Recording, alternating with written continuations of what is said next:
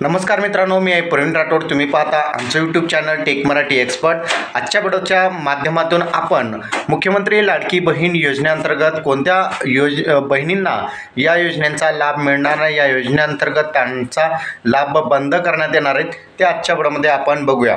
तर सर्वात अगोदर जे नियम आहेत ते तुम्हाला माहीत असणे गरजेचे आहे।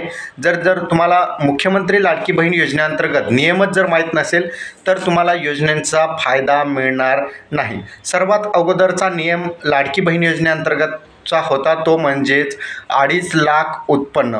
2.5 लाखापेक्षा जास्त उत्पन्न असणाऱ्या महिलांना या योजनेअंतर्गत बाध्य करण्यात येणार आहे।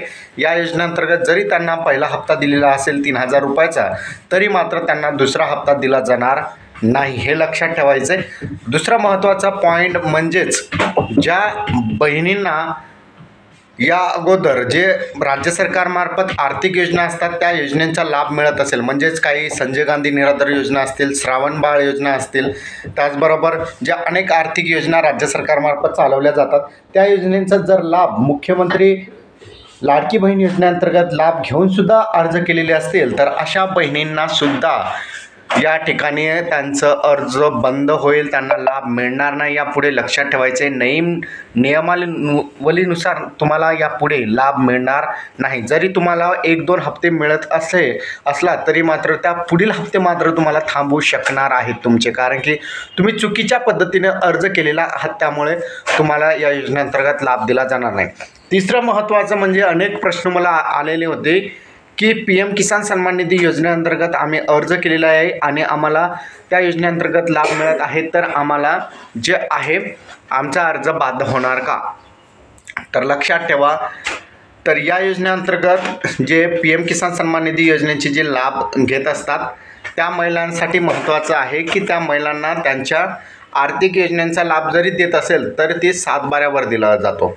म्हणजे शेतावर ते उत्पन्न कमी जास्त असल्यामुळे त्या आधारावर त्या शेतकऱ्यांना आधार देण्यासाठी ती योजना सुरू करण्यात आलेली आहे।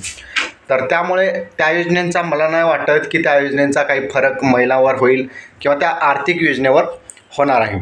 त्यामुळे जर जे एखादी योजना असेल फक्त महिलांच्या आर्थिक लाभांसाठी सुरू केलेली असेल तर अशा योजना मात्र आता बंद होणार आहे।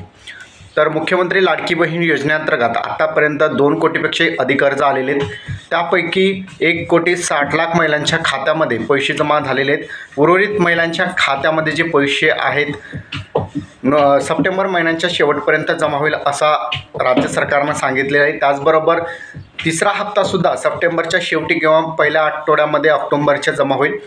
तर अशा प्रकारचा आजचा आपला महत्त्वपूर्ण अपडेट होता। अपडेट कसा वाटला नक्की कमेंटमध्ये सांगायचा विसरू नका।